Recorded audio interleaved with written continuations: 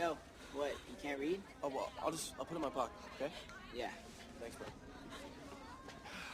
Let's do this, baby. What are you... Here you go! Yeah! Let's do it, baby! Woo! We have to get off of here. No, don't push the button! Don't push the button! Let me out! Let me out! Win, it's all right. No, it's gonna crash! It's gonna crash! Wendy? The hydraulics will rupture the drags will collapse, please! What's going on? No, let me off! Chick's on something. Okay, let him out. Just the back. Win! Shit. Good. From Wendy's point of view, I think she starts out just really in love with her boyfriend, really excited about life, goes to this amusement park, gets on this ride that all of her friends and her boyfriend are really excited to go on, but she feels sort of trepidatious about the whole thing. She's just has this fear inside of her that she doesn't really know where it's coming from, but she can't shake it. And she ends up getting on the ride because she doesn't want to be a wimp, and she doesn't want to let her friends down because they're all so excited about it.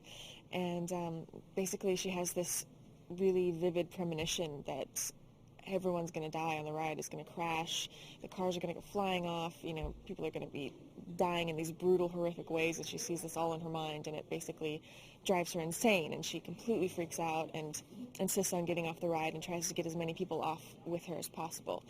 And she succeeds in getting a few people off, but not everyone, and those people that stayed on the ride do end up dying on the ride because her premonition comes completely true.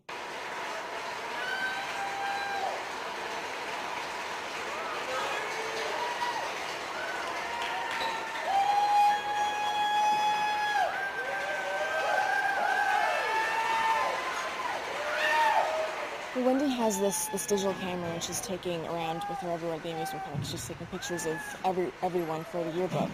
And later on, after the roller coaster deaths and after a few of the other deaths that also happen in the script, she starts going through these pictures and realizing that the characters who have died, her friends in the film who have died, their pictures that she took the night of the roller coaster seem to have clues about how they would die later on. And so it's she sort of gets this feeling sort of similar to the premonition that she had on the ride every time she looks at these pictures, like there's something being told to her through these pictures.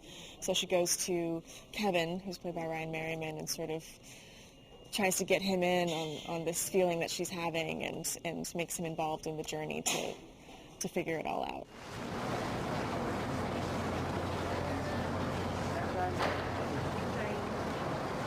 I'm definitely not used to doing stunts very much in films. I mean, I've done little things here and there, but usually the stunt double has done the brunt of the work and everything else that I've done. So, and this, definitely my stunt double has a lot to do, and I'm really impressed with the things they're able to do, but I'm also involved in a lot more than I expected to be, and it's been so much fun just to be out there and be physically challenged a little bit. It really adds a whole different dimension to filming and playing a character.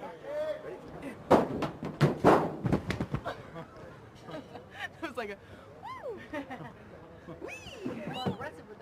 The most challenging stunt would probably have been, it's also the most recent one, so it's on my mind, but just the other day doing green screen, we had the roller coaster cars upside down in the air, and basically Ryan and I were both harnessed, hanging upside down, and we're supposed to be falling out of the roller coaster, and we're screaming and crying because we're falling to our deaths, basically, and we're trying to hold ourselves in.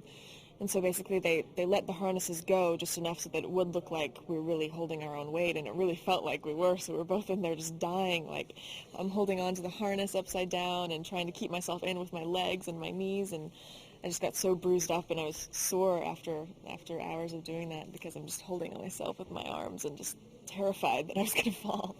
So it was fun, though. Once it was all over, I was glad I did it, but the first take was pretty harrowing.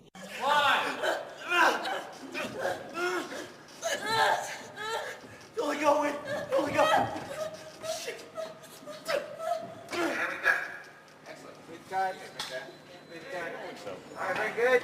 The splooge is pretty gross, but it's also pretty funny, just the sort of ridiculousness of it, having bananas and strawberries thrown at you, so it's a challenge to really just stay in the moment and not think about fake blood being tossed right in your face, because the reality of it is that you're watching someone die in the most horrific possible way. So afterwards, it's pretty hilarious to look in the mirror and see yourself covered in like this disgusting slime, but in the moment we just try to stay in it.